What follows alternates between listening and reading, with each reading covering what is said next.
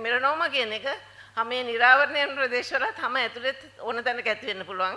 ඒ වගේම මෙලනෝම කියන එක සමහරට ඇඟිලිවල නියපොතු යට කළු පාට පැල්ලමක් වගේ තියෙනවා නම් අපි හුඟක් වෙලාවට මෙලනෝම එකක්ද කියලා සැක කරනවා. ඒ මෙලනෝම කියන එක කටේ ඇතුල් පැත්තේ එන්න පුළුවන්, නියපොතු වල එන්න පුළුවන්.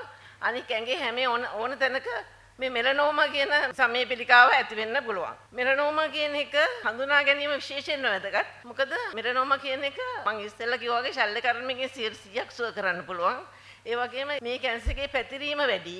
පැතිරුණොත් හොඳ කරන්න පුළුවන් හැකියාවක් ඇත්තටම නෑ වගේ තමයි. අපේ කියන්නේ කීමෝതെරපි, රේඩියෝതെරපි වලට මේ මෙලනෝම කියන හැම පිළිකාව රෙස්පොන්ඩ් කරන්නේ නෑ. ඒ මෙලනෝම එක අඳුනගන්නේ කළු පාට ගැටිත්තක් හෝ කළු පාට පැච් එකක්. ඒ කියන්නේ කළු පාට හැමේ වෙනස් වීමක් තියෙනවා නම් අපි හැමෝටම උපන් ලප තියෙනවා. ඒ උපන් ලපයක් කියන එකක් මෙලනෝම එකක් නෙමෙයි.